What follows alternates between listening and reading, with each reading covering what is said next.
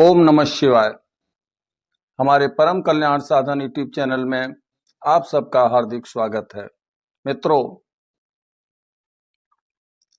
हमारी आज की चर्चा का विषय होगा एक ऐसा प्रयोग और प्रार्थना जिसके करने से देवता तुरंत प्रकट होते हैं।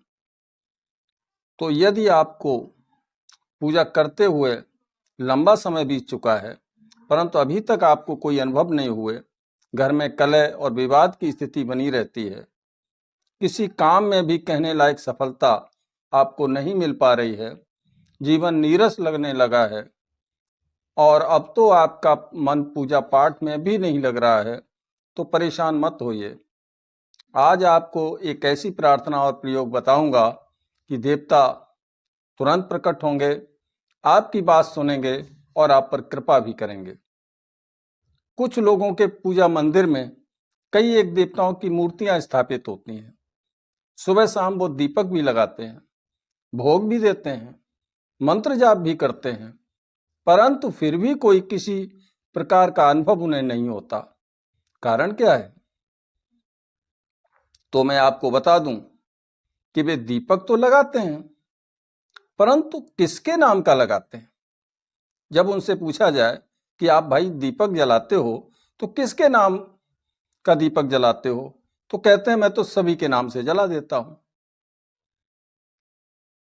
अच्छा, तो आप ऐसी गलती मत करना। भाई सभी के नाम से जला देते हो तो दीपक आपने समर्पित किसको किया? सबको।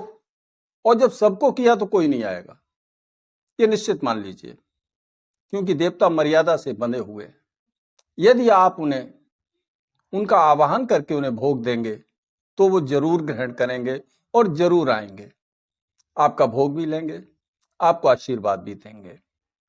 परंतु यदि आप उनके नाम से उन्हें आवाहित नहीं करते, आप उन्हें बुलाते नहीं, तो फिर वो नहीं आएंगे। और यही वजह रहती है कि बहुत से लोग पूजा पाठ करते हैं, अपने पूजा मंदिर में बहुत सी मूर्तियां स्थापित कर रखी हैं, तो और दीपक लगाते हैं एक, और वही दीपक सबको समर्पित कर देते हैं, तो कोई नहीं लेता है, शक्तियां आती ही नहीं है। तो ऐसी गलती यदि आप भी कर रहे हो तो इसे छोड़ दें। अब आपको मैं बताऊंगा कि करना क्या है। पूजा घर में आप मूर्तियां तो कई रख सकते हैं, कई देवता आपके आराध्य भी हो सकते हैं, परंतु इष्ट देवता एक ही होते हैं। अपने इष्ट देव के नाम का ही आपको दीपक लगाना है, उन्हीं का आवाहन करना है, उन्हीं को वो दीपक समर्पित करना है। आप ऐसा ना सोचें कि मैंने मूर्तियां तो बहुत लगा रखी हैं, अगर एक दीपक एक देवता के नाम से ही मैं उन्हें समर्पित करूंगा तो बाकी देवता नाराज हो जाएंगे। नहीं, देवता तत्व को समझिए आप। सभी एक सूर्य से निकलने वाली किरणें हैं। एक किरण को आप दे देंगे तो संपूर्ण सूर्य तक वो किरण पहुंच जाएगी, क्योंकि वो उसका उद्गम तो एक ही है। देवता विभिन्न कार्यों के लिए विभिन्न स्वरूप परमात्मा देवता के रूप में धारण करते हैं, ताकि जो हमारी मना स्थिति है हम अपने अनुकूल देवता का चयन कर सकें। तो कोई नाराज नहीं होगा, बाकी सभी खुश हो जाएंगे।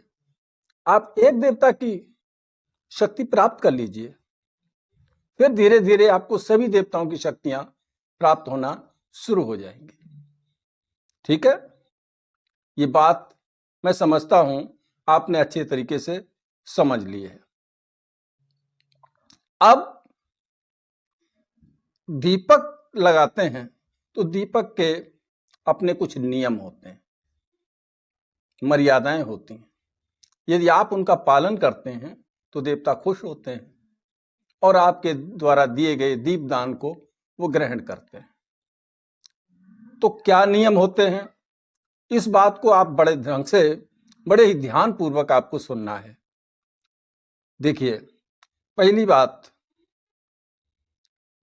पवित्र होकर के दीपक जलाएं।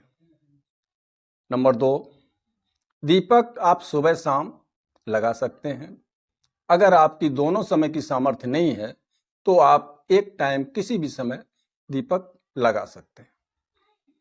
नंबर 3, दीपक को हमेशा आसन पर विराजित करना चाहिए, क्योंकि दीपक जो है वो देवता का प्रतीक माना जाता है, ज्योत का प्रतीक है, क्योंकि उसमें ज्योत जलती है और ज्योत आद्या शक्ति का रूप होती है। ठीक है, तो दीपक को आसन दे। आसन आप किसका देंगे? आसन आप फूलों का दे सकते हैं या चावल का ही दे सकते हैं, जो भी उस समय उपलब्ध हो उसका आसन दे दीजिए। ठीक है, अब अगली बात यह है कि दीपक जलाते समय आपको अपने इष्ट देव का आवाहन जरूर करना है। बताया ना मैंने पहले कि आप किसी के नाम का, एक इष्ट देव के नाम का दीपक जलाएं, सबके नाम का नहीं। अच्छा, तो बिना आवाहन करे देवता आपके पास नहीं आएंगे, आपकी पूजा घर में नहीं आ सकते, क्योंकि वो मर्यादा से बंधे होते हैं। आप उन्हें सम्मान पूर्वक यदि बुलाएंगे तो ऐसा हो ही नहीं सकता कि वो आपकी पूजा, आपके दीपक को ग्रहण करने के लिए ना आए। तो बिना आवाहन किए उम्मीद मत करना कि कोई देवता आएगा। अब आवाहन मंत्र आता है आपको, संस्कृत में है तो ठीक है, बड़ी अच्छी बात है। अगर नहीं आता है तो आप अपनी भाषा में ही उन अपने इष्ट देव का आवाहन करें।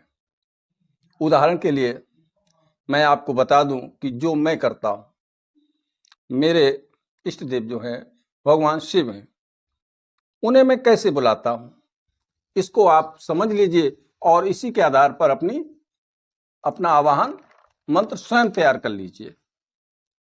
मैं बोलता हूं, हे देवादिदेव महादेव, हे शिव शंकर, हे उमापति, हे संसार की रक्षा करने के लिए कालकूट विष को गले में धारण करके कैलाशवासी बाबा भोलेनाथ, अपने भक्तों की सदैव रक्षा करने वाले भगवान शंकर, मैं आपका आवाहन करता हूं। आप कृपा करके आइए और मेरे द्वारा दिए जा रहे दीपदान को ग्रहण कीजिए। इतना कहने के बाद आप दीपक जला दीजिए और कहिए, मैं आपको ये पूजा दीप समर्पित करता हूं, कृपा करके इसे स्वीकार कीजिए और मेरे तथा मेरे परिवार पर कृपा दृष्टि बनाए रखिए। मैं जैसा भी हूं, जो भी मेरी सामर्थ्य है उसके अनुसार आपकी पूजा करता। ये आपको बोल देना है। अब अगली बात यह है कि दीपक आप अपनी सामर्थ्य के अनुसार जलाएं। घी की सामर्थ्य है तो आप घी का दीपक जलाइए, देसी घी का,